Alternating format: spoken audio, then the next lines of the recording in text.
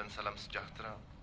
Yang berhormat Datuk Seri Sia Dr. Haji Muhammad Isham bin Timbalan Setiausaha Tetap, puan-puan kanan, rakan-rakan media, hadirin hadirat yang peramba saya hormati sekalian. Terlebih dahulu diucapkan ribuan terima kasih kepada semua yang hadir ke sidang media pada hari ini. Kementerian Hal Ehwal Dalam Negeri melalui Jabatan Buruh dan Jabatan Imigresen dan Pendaftaran Kebangsaan dengan kerjasama Kementerian Kesihatan dan Kementerian Pendidikan telah dan akan melaksanakan dasar baharu perlindungan insuran perubatan bagi penduduk tetap dan pemegang pas-pas imigresen yang telah berkuat kuasa pada 1 hari bulan Julai 2025 bagi fasa pertama yang melibatkan beberapa jenis pas imigresen dan kategori taraf penduduk tetap berwarga negara asing seperti berikut.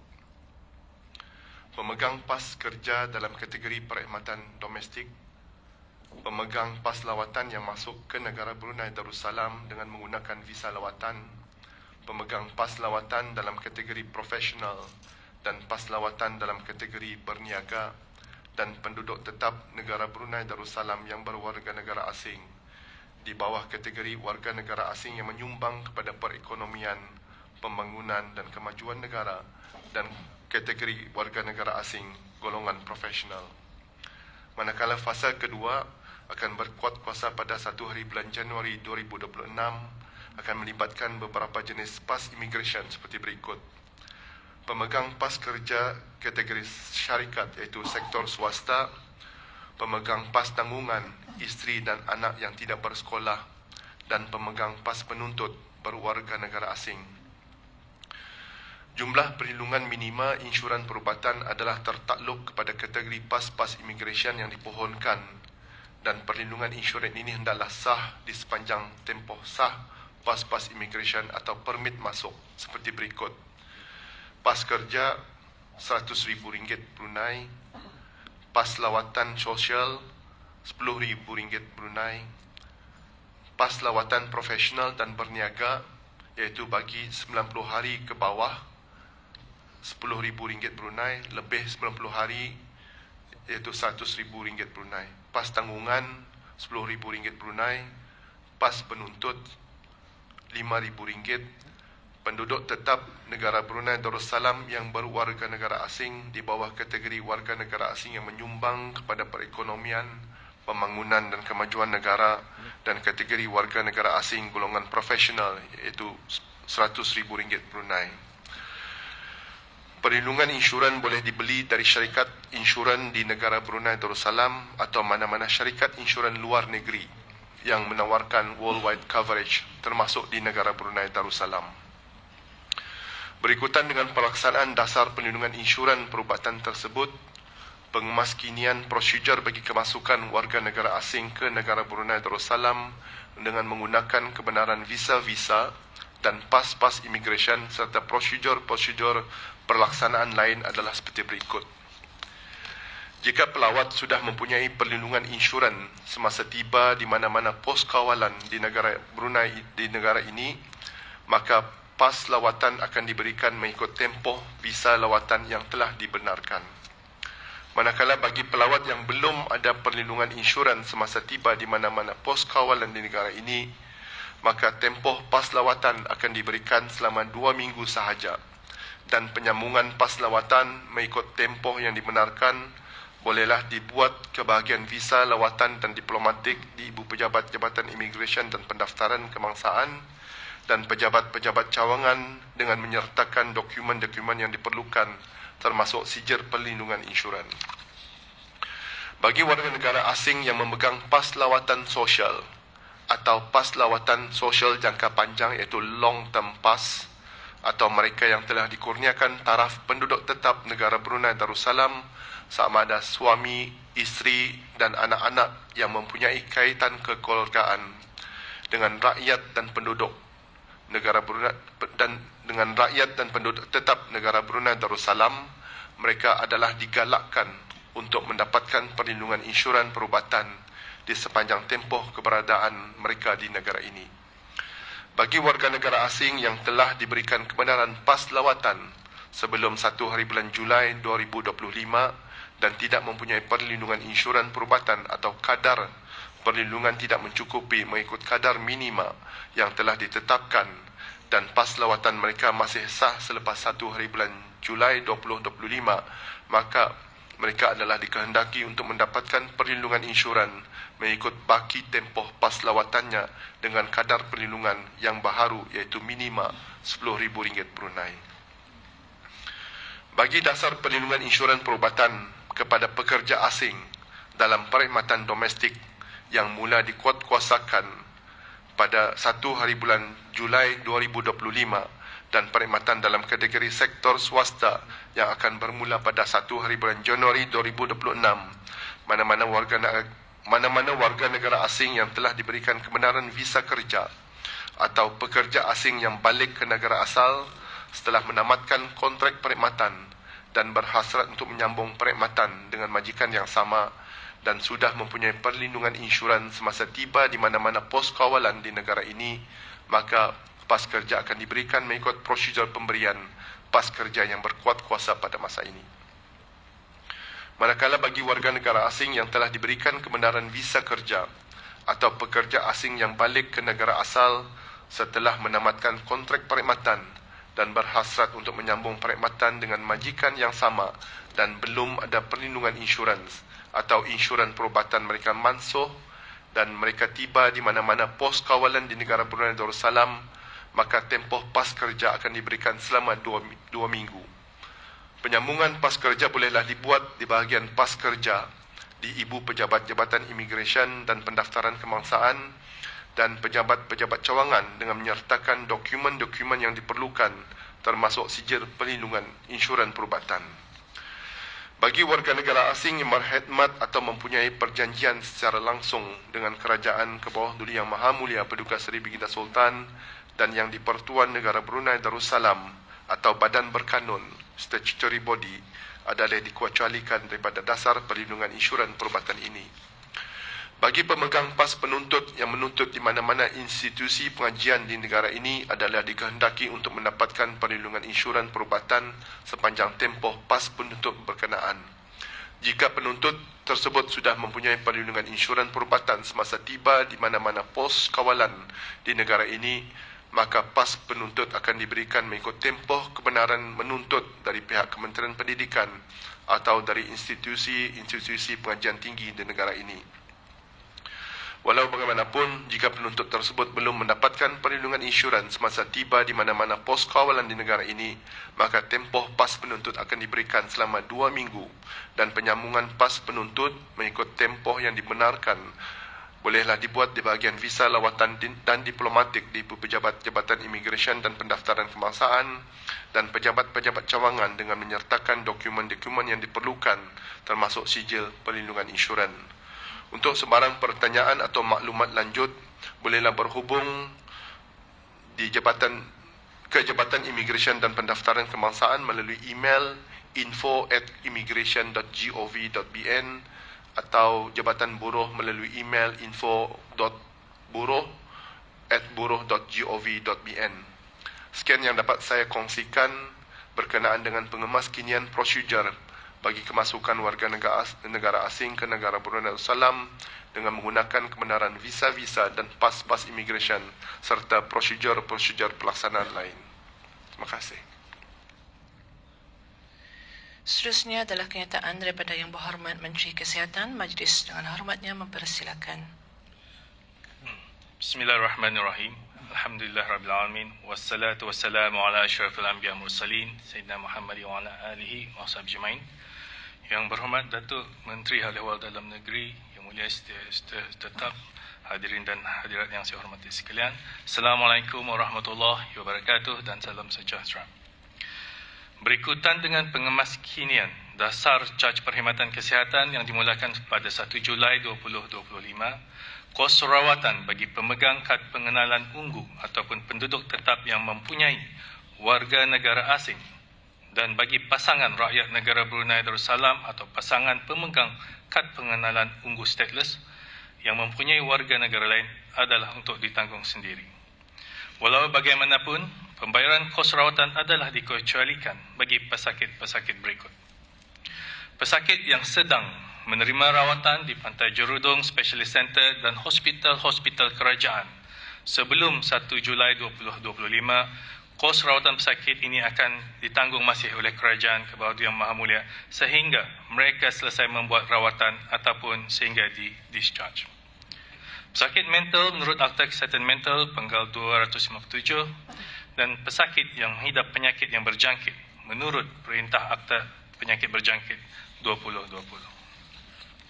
Bagi kes-kes yang tertentu seperti yang mereka menghadapi kesulitan untuk membuat pembayaran, Kementerian Kesihatan akan merujuk mereka ke bahagian pekerja sosial perubatan ataupun medical social worker untuk penilaian bagi mendapatkan pertimbangan khas.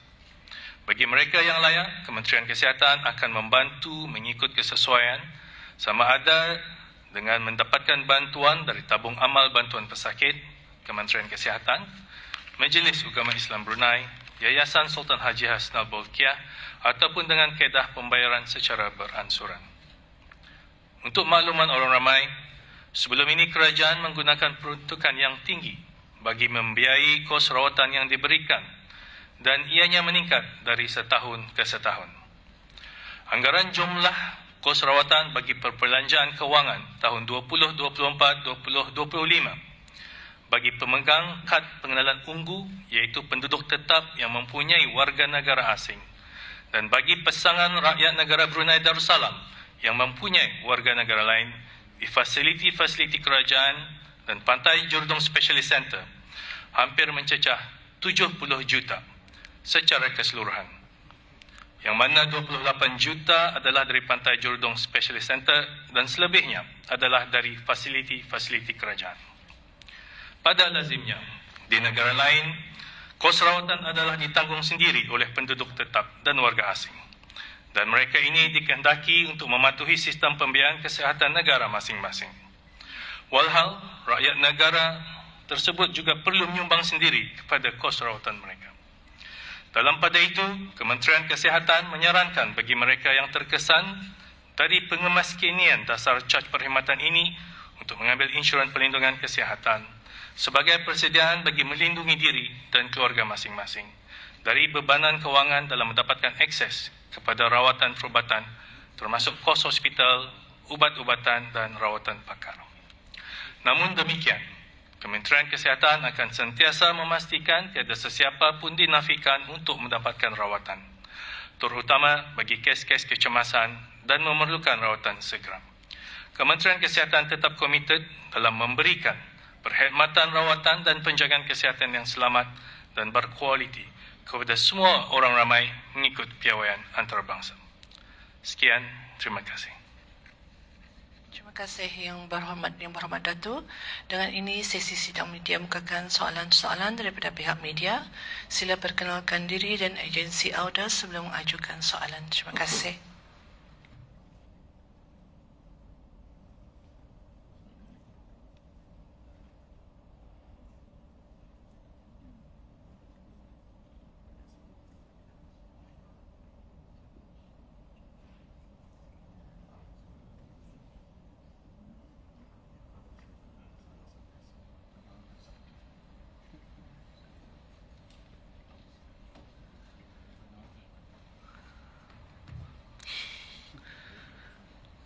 This is James from Borneo Bulletin. Good morning to Yang Berhormat Dato' Minister of Health and Yang Berhormat Dato' Minister of Home Affairs, as well as the Permanent Secretary from Ministry of Health and Ministry of Home Affairs.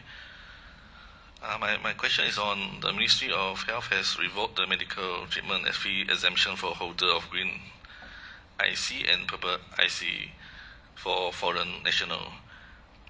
The public is wondering why there is no grace period before the implementation in order for the affected individual to prepare for the impact of the announcement, because previous announcement is on requirement for foreign worker to get medical insurance.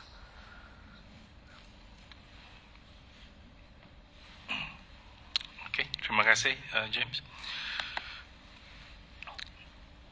I think melalui pengumuman yang dibuat oleh Kementerian Haiwan Dalam Negeri pada bulan Februari yang lalu, di sana ada diberikan untuk orang asing, walaupun dimestikan di sana ialah pekerja, yang lain digalakkan saja, bukan yang pekerja. Walaupun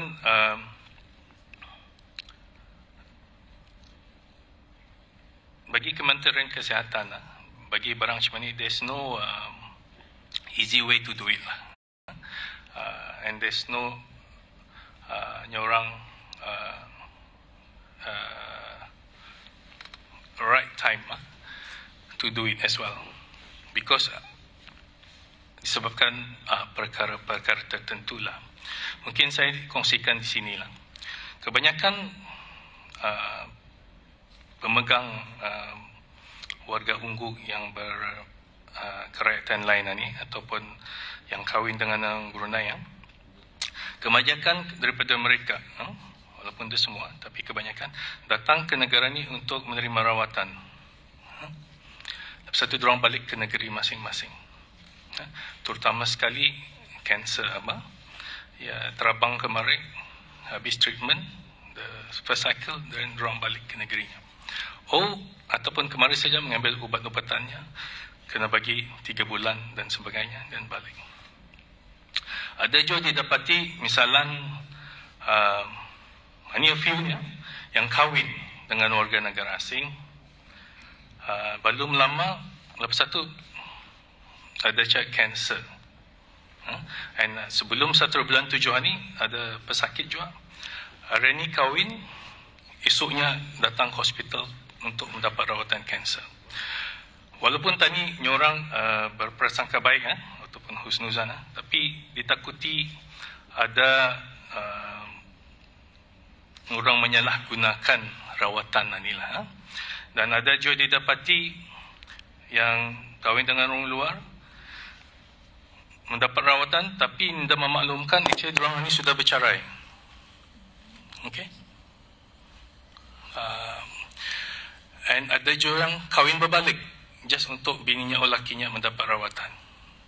Jadi untuk ditekankan, misalnya bulan 2 tu, ditakuti ramai yang coming forward menyalahgunakan apa yang disediakan ini. Dan misalnya diorang tahu habis bulan 7, ditekankan lagi, ramai yang datang kan minta ubat 4-5 bulan sekaligus. This will overwhelm our health system. And ia akan menjejaskan perkhidmatan perubatan tani. Jadi walaupun dia ditekankan, ya bulan 2 sudah, dengan cara macam ni,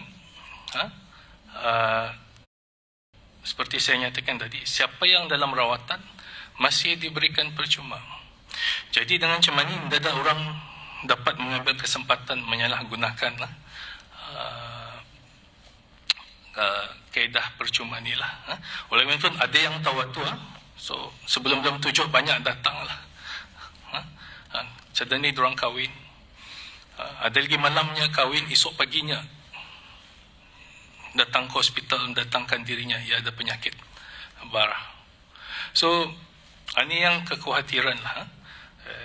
And satu dengan macam ni, walaupun nyata ni dah ditekankan dengan berat, tapi ia sudah diumumkan. Dengan macam ni, tani masih juga memberi rawatan percuma bagi yang sedang ataupun menerima rawatan di hospital kerajaan ataupun Pantai Jerudong. Okay. 70 juta is not a small amount. Banyak boleh tani gunakan untuk perkara lain juga.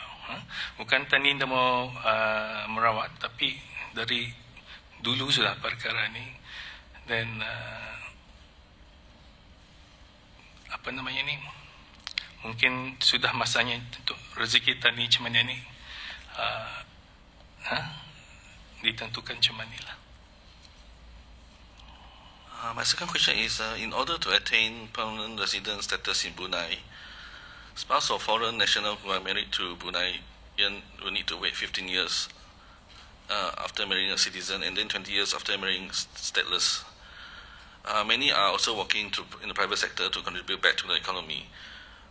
Would the Ministry of Home Affairs consider shorten the process of getting the status of permanent resident and citizenship? Terima kasih James for berkenaan dengan soalan. Current procedure memang sebelum mendapatkan bagaimana yang berkahwin dengan orang Brunei, sama ada suami atau isterinya orang Brunei, untuk mendapatkan penduduk tetap 15 tahun berkahwin. That's the current process. But so far belum ada that is recently reviewed juga dia punya proses satu. Jadi so the current process applies. So belum ada perancangan untuk mereview balik dasar-dasar berkenaan dengan untuk mendapatkan PR dan mendapatkan kerajaan. But the good thing is kalau sudah mendapatkan PR status di Brunei ni, they can stay. In fact menggunakan long term pass yang ada kaitan kekeluargaan sebagai contoh. So they will be given 5 tahun sekaligus the moment dorang kena endorse dia punya visit pasnya di Brunei, compared to dulu every 2 years they have to renew 2 years, but with the long term pass that they introduce straight away 5 tahun. So you have like 3 cycle of 5 tahun, then they can apply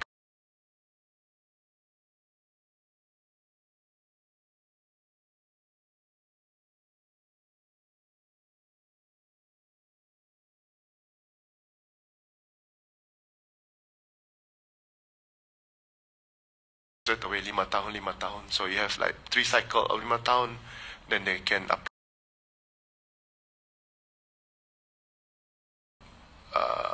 faham berapa kos-kos rawatan di Brunei. So instead of 100,000 they have to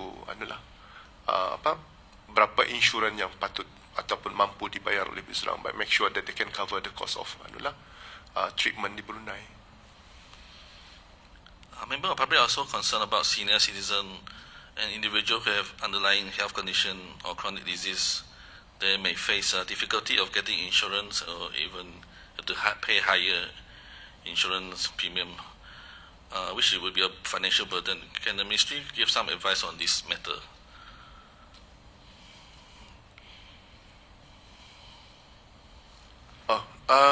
Are you referring to the umur yang mendapatkan insurans? Kalau lihat dari segi aplikasi ataupun platform yang disediakan oleh TBA, dulu memang ada limitationnya, but now they revising it up to 95 years old untuk mendapatkan insurans perubatan. So we understand ada ia punya kepayahan untuk mendapatkan for those yang above 65, I think. So now they are increasing it to 95 years old. My next question is, do tourists entering Brunei is required to buy medical insurance coverage before arrival? So can you repeat balik? Do tourists entering Brunei Darussalam is required to buy insurance before arrival in the country? Indah. Tadi dalam my statement juga, ia ada 2 senario. Mana-mana turis, ya satu kalau di bawah visa waiver program. Negeri-negeri yang ada visa waiver program dengan Brunei, 68 countries, if I'm not mistaken, 67 countries. Memang dapat dimestikan untuk mendapatkan insurans. So mana-mana turis pelawat yang akan datang ke Brunei dengan menggunakan visa, kebenaran visa, so kalau ada insurans semasa masuk ke Brunei, ke pos-pos kawalan, memang diteruskan masuk. Artinya they will be given mengikut tempoh kebenaran dalam visa kebenaran itulah. Yang kedua, kalau belum ada insurans, mereka akan dibagi dalam 2 minggu. So within 2 weeks mesti membeli insurans, and then boleh dipanjangkan dia punya pas lawatannya untuk masuk ke Brunei. So yeah. So I think essentially for tourists ada visa lah kalau yang sini less than 14 days. And ada visa, ada insurance. Sorry. There have been a rumor of instances that social pass holder without insurance cannot pass through immigration after on the 1st of July. Is this true? Ada restriction. It's not true that kami membenarkan, tapi ada restriction because of the new procedures ni, dasar pelindungan insurans. Tapi with immediate effect ni, pengemas kinian telah dibuat. So artinya mana-mana turis yang ada insurans, they can masuk, then they will be given 2 weeks, and then lepas tu penyambungan boleh dibuat. Of course, yang ada insurans boleh masuk terus ke Brunei lah.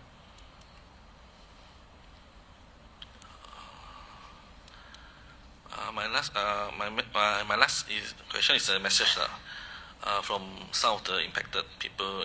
They say many of the affected permanent resident and stateless individuals who have long called Brunei their home felt abandoned and confused by the enforcement of the insurance policy. Having spent their entire life in the country with no ties or support in their country of origin, they now face uncertainty and hardship.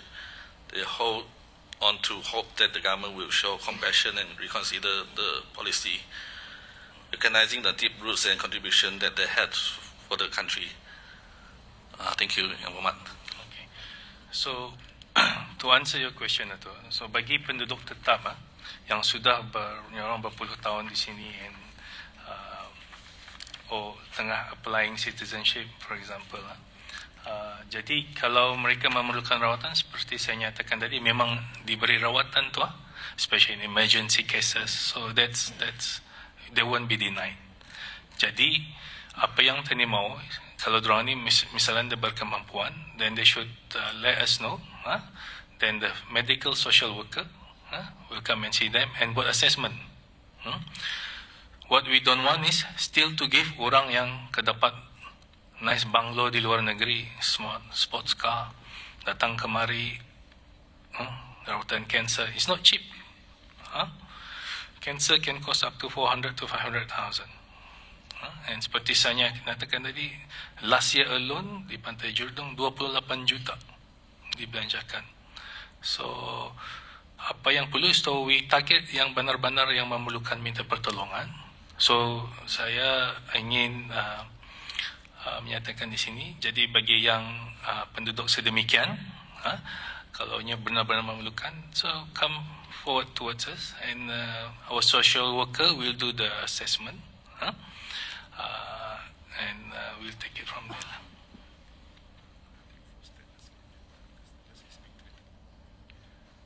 Stateless, ia macam rakyat kuning, so they are free anyway.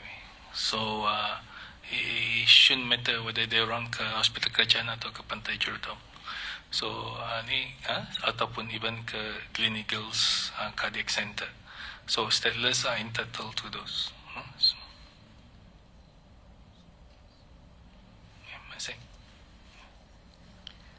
Assalamualaikum warahmatullahi wabarakatuh.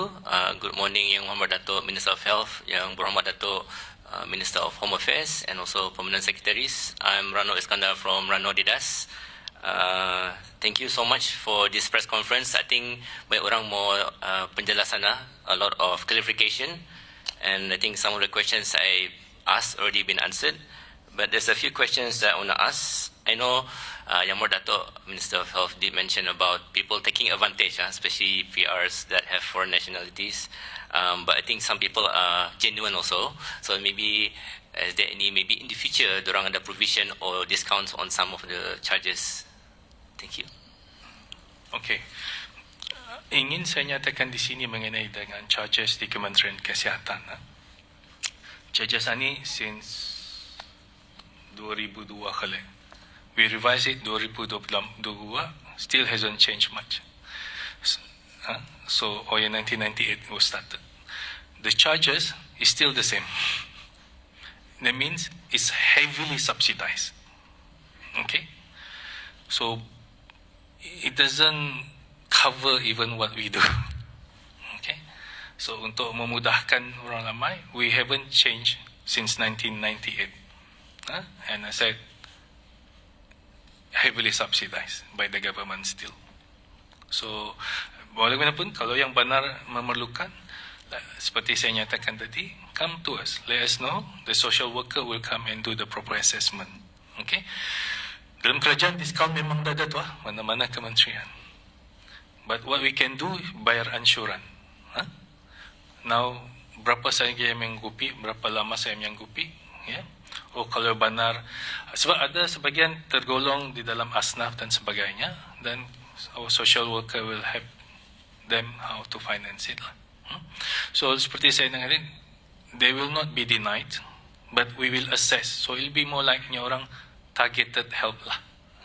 Jadi orang lain yang berkemampuan itu hendaknya lah gunakan, ataupun sepertinya nyatakan tadi orang kahwin macam sekejap macam mana ni, tadi bersangka baik pulang won't be happening too much lah.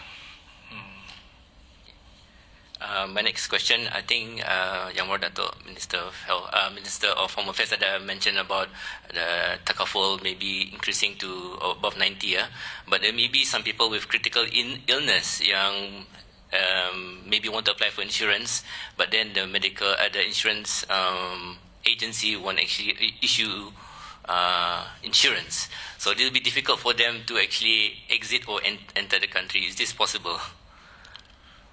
Terima kasih, Rano. I think the question itu sepatutnya arah insurance company. I cannot answer in behalf of insurance company, but I can answer in behalf of TBA. Sebenarnya, when it comes to assessment, aplikasi yang ada dalam Takaful Brunei Am itu sudah membuat self-assessment juga. So, berdasarkan pada umur. Let's say if the person apply, ia mendeclare ada pre-existing illnesses satu, that will be calculated berapa ia punya premium. So based on that calculation itu dah dibayarnya ada premium amount lah. So the aplikasi masa ni yang dibuat di amend oleh TBA is you don't payah berjumpa arah agent insurance, you just apply online and you get the insurance online with certain premium and berapa coverage-nya. Okay, my next question maybe not related to the Ministry Filang. Pasal this regarding tourism.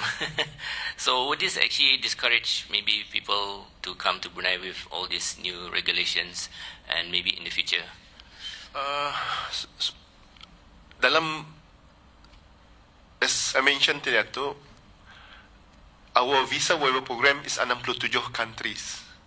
So these are the countries ataupun warga negara dalam 67 countries ni dan require insurance tu datang ke untuk masuk ke Brunei.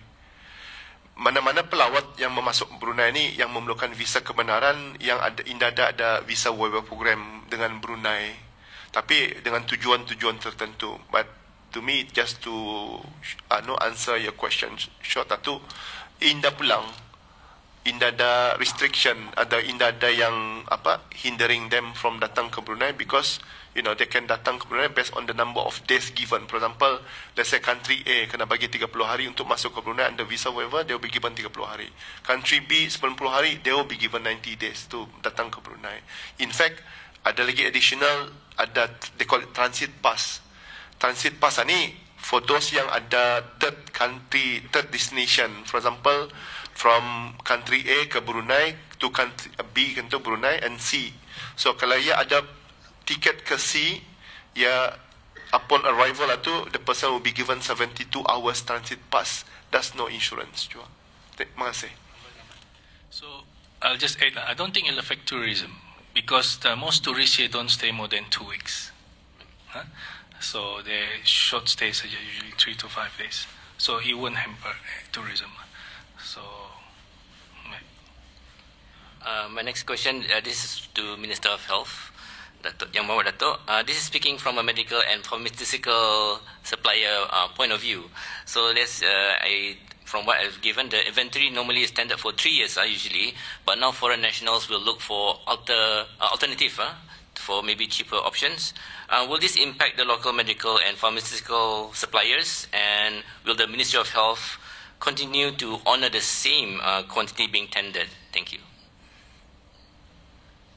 I don't think that's got anything to do with number of permanent resident. Say kalau tani mentender sudah 3 tahun dengan sejumlahnya, then yeah, we will. So we will not change it lah, because ini memang keperluan kita ni. So maybe in future the next tender kalau didapati 1 atau 3 tahun ni berkurangan, then of course it will be a different amount. But whatever tender has been awarded, yeah, we will honor that lah.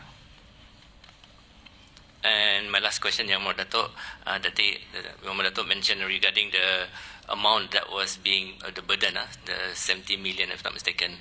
So my question is basically, would this actually be revised in terms of the budget from the Ministry of Health in the future? Our colleague Mufi kan motong budget kami pulang lepasan ni. But you know, the problem is negeri kita ni sendiri dengan penduduknya, we will face with more aging population. Rakyat tani sendiri, menuaan akan bertambah. Masa ni yang menerima pension saja dalam 42,000 ke atas. So dalam 2030 ia akan bertambah sekurang-kurangnya 20% lagi. Then as you age, you will have more NCDs. So the budget will increase lah. Okay. So ganya, whatever we require, at least tani dapat menyalurkannya kepada yang tertentu lah. Yang benar-benar berhak untuk diberikan layanan kesihatan. Di negeri tani sangat bertuah sebab doesn't matter ia cost RM1 atau RM1, kalau you rakyat Brunei, we will still provide. Negeri lain yang berinsurans, up to certain amount pun they stop it. Saya seumur hidupnya yang ambil insurans, but up to certain amount they will stop it. Okay. Dan kadang-kadang diambilnya dari istrinya, atau lakinya, atau anak-anaknya untuk menambah. That's how it works in certain countries. Tapi kita ni should be bersyukur dengan keprihatinan Kebahadulian Yang Maha Mulia. You know, you'll spend no, dada ano ni, kadang-kadang dari sini terhantar ke luar negeri lagi. Okay, but alhamdulillah tu berkurangan sudah dengan kebijaksanaan Kebahaduli, di mana ramai sudah pakar-pakar tani di sini juga, dan penyediaan kepakaran pun makin bertambah. So banyak sudah rawatan itu di sini. For example, liver transplant, renal transplant dan sebagainya. So ani yang anulah tani mesti apa ni orang be responsible lah with the government spending untuk rakyat tani. Okay, thank you, Amar Dato'.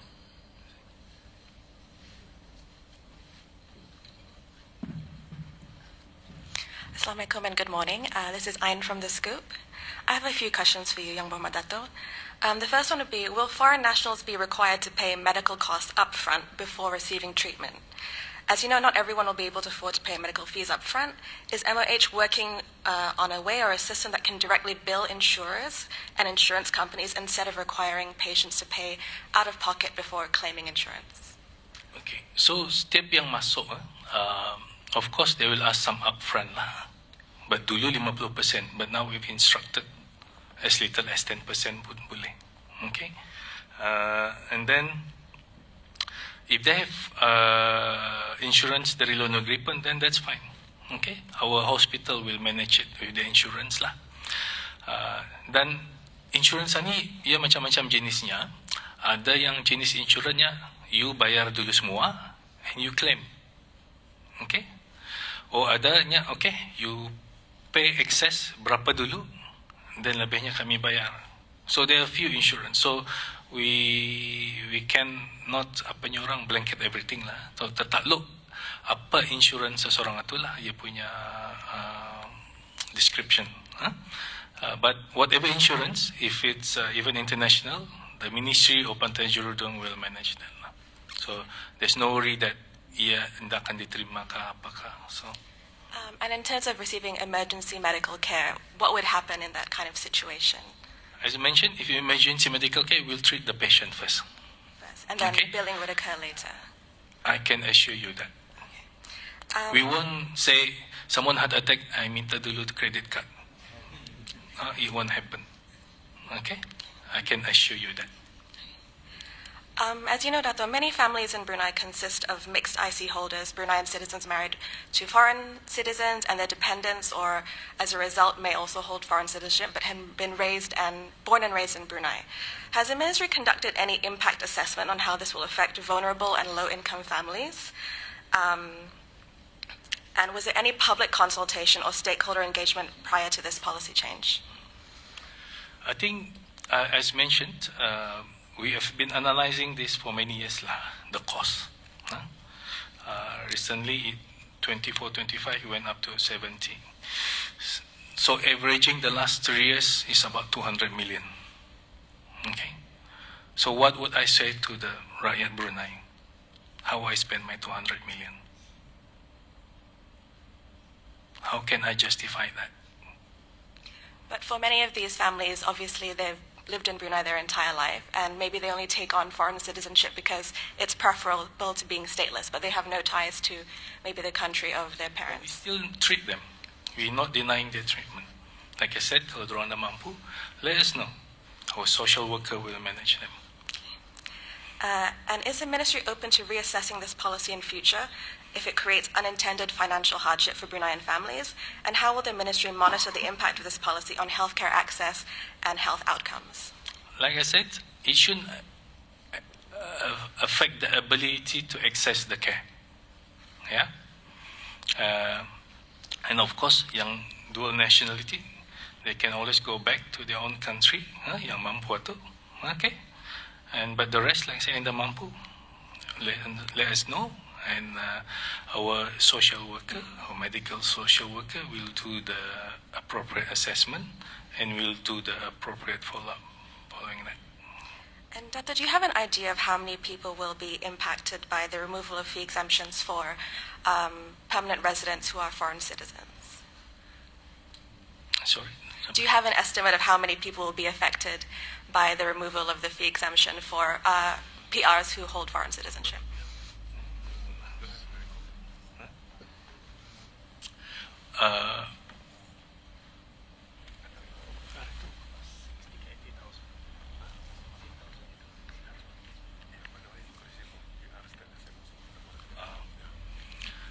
So, if you PR, we are PR with stateless atau lain sudah tu. They under. So with PR and the Ministry of Health saja.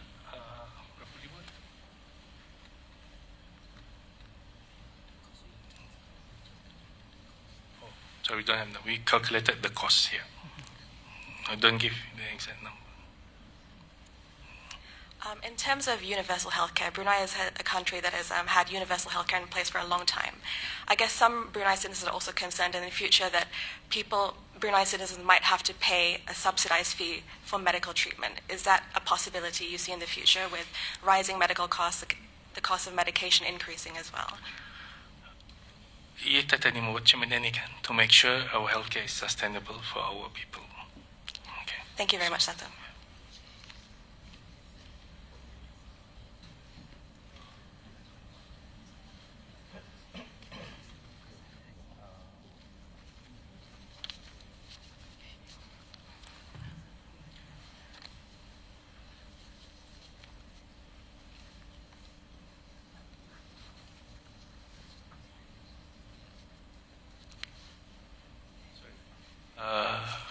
Yang PR terkesan, we have yang ke hospitalan ya, yang dari merawatan, yang register is about 11,749, dan yang ungu yang berkahwin dengan rakyat Brunei 4,488 orang, and that's just for last year alone. Okay.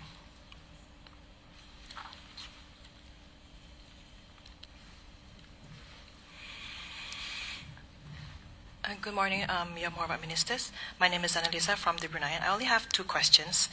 First question is about what will be the Ministry of Health's action on emergency situations. Macam tadi, Yang Berhormat Datuk mentioned that no patient will be denied any healthcare services. How about How about ambulance services? Will they be given charges to that? Just for information, ambulance kerajaan we never charge. Selama ni. Okay. I don't think we'll start charging. Okay, so patients will not be worried to be charged about that. Okay. Second Tapi question. ingin saya anukan juga, since you asked, to remind public not to menyalahgunakan ambulance. Okay, kadang-kadang ambulance datang sekali nak jadinya. This is a waste and is danger to the public. Okay, so kalau memanggil ambulans itu benar-benar diperlukan. Jangan silahau kaki, you call ambulance, please. Okay? Okay. Thank you, Datuk. Second question is, tadi Datuk dah menerangkan pasal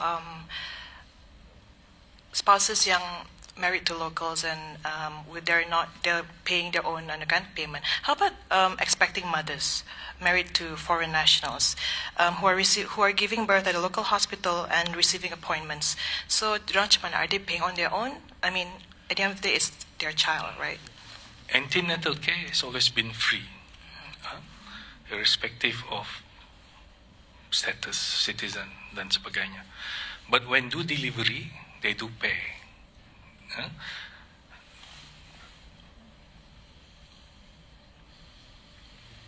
About $200 to $300 for normal delivery. Okay, tapi untuk anaknya, because we have this policy, it'll be free. Okay, cesarean saja mahal lah. So they still need to pay on their own regardless of the spouse. But like I said, if dorang dah mampu, speak to our medical social worker. Okay. But for babies, tidak ada kenakan bayaran lah. Okay, terima kasih Datuk. Menjawab tadi berkenaan dengan the number of PR sani, sama ada stateless ataupun warga negara. Ini perangkaan ini is not yet updated, tapi termasuk orang yang sudah mendapat kerajaan. So since daripada 2015 stateless 2015 ke 2025 stateless saja 5,971. Tapi yes, with the new dasar, orang stateless memang di treat macam orang Brunei. So that will be if you do apa namanya ni, ia punya comparison lah. Warga negara asing ini termasuk kalau macam kanak-kanak, macam husbandnya orang luar, and then normally kan anaknya follow bapanya kan, warga negara bapanya. But kalau married, if the mother waktu orang Brunei, for sure masa ni memproses di bawah bab 6 Akta Taraf Kerajaan, memang masa ni dalam proses. So far we have issued almost 5,000 sijil kerajaan for the past 3 years. So basically ini kalau akan di-update, so the total number for warga negara asing is 22,198.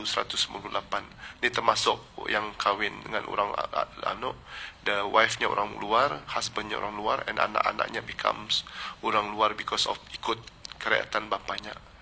But like I said, kalau sudah because of ada peraturan yang membolehkan anak ikut kerajaan mamanya orang Brunei, this will lessen the perangkaan.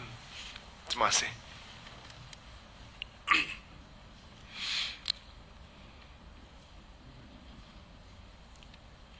Terima kasih atas soalan-soalan yang diajukan dan terima kasih juga kepada Yang Berhormat Menteri atas penjelasan yang diberikan. Dengan ini kita tutup sidang media pada pagi ini dan sekali lagi mengucapkan ribuan terima kasih kepada semua dan rakan media yang hadir. Sekian wabillahi taufiq wal hidayah. Wassalamualaikum warahmatullahi wabarakatuh.